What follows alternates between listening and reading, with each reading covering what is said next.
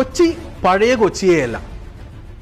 ഞാനിപ്പോൾ നിൽക്കുന്നത് കൊച്ചിക്കാർ പണ്ട് 20 രൂപയ്ക്ക് റിലീസായ എല്ലാ സിനിമകളും കണ്ടിരുന്ന ഒരു തിയേറ്ററിലാണ്. കൊച്ചിൻ കോർപ്പറേഷന്റെ ബിൽഡിങ്ങിലുണ്ടായ കോക്കേസ് തിയേറ്റർ.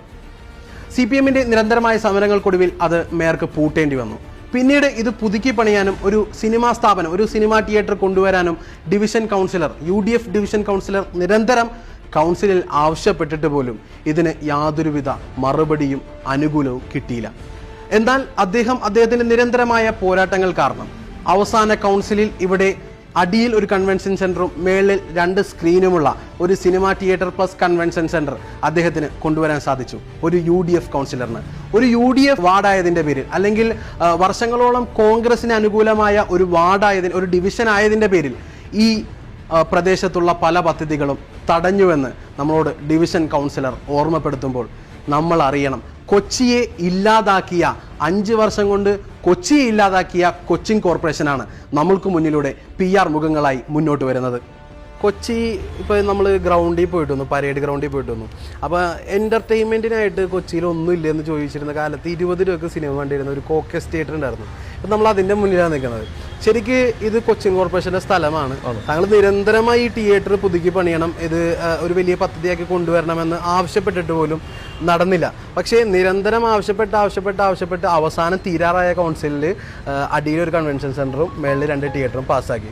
ഇതിൻ്റെ പുറകിൽ എന്തായിരുന്നു കളി?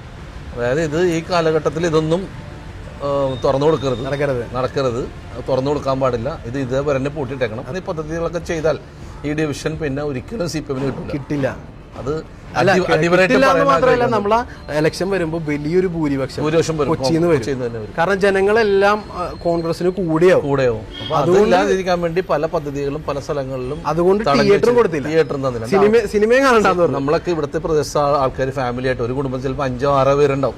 അവർ 20 രൂപക്ക് ഒരു ചെറിയ ഫാമിലിക്ക് പോയി കാണാൻ പറ്റിയൊരു തിയേറ്റർ ആയിരുന്നു. പക്ഷെ തിയേറ്റർ പൂട്ടിയതിനു ശേഷം പിന്നെ ആർക്കും ഇത്തരം പടങ്ങളൊന്നും കാണാൻ സാധിച്ചിട്ടില്ല. എല്ലാവരും പിന്നെ കൂടുതൽ കാശ് കൊടുത്ത് കാണേണ്ട ഒരു അവസ്ഥയിലേക്ക്.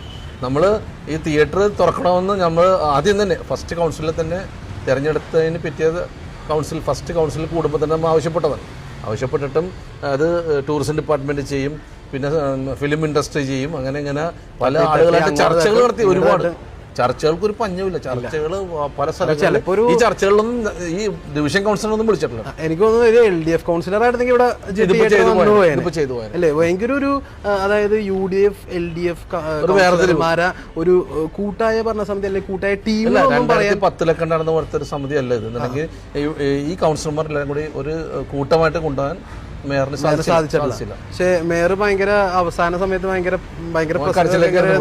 അതല്ല ലാസ്റ്റ് മൊത്തം ഒരു PR വർക്ക് മാത്രമാണ്. അങ്ങനെ പുള്ളിക്ക് അതൊരു കൂട്ടമായിട്ട് എല്ലാവരും ചേർത്ത് നിർത്തി ചെയ്യാൻ സാധിച്ചില്ല. പല പദ്ധതികളും പല സ്ഥലത്തും നടത്താൻ സാധിച്ചില്ല. പലതും നോക്കിയിട്ടാണ് ചെയ്യുന്നത്. ഓരോ കളേഴ്സ് നോക്കിയിട്ടാണ് ചെയ്യണം. ട്രൈ കളർ ആണെങ്കിൽ അവിടെ പയ്യെ പറയിപ്പോൾ, ചുമപ്പ് കളറാണെങ്കിൽ അവിടെ ചെയ്തു പോകും.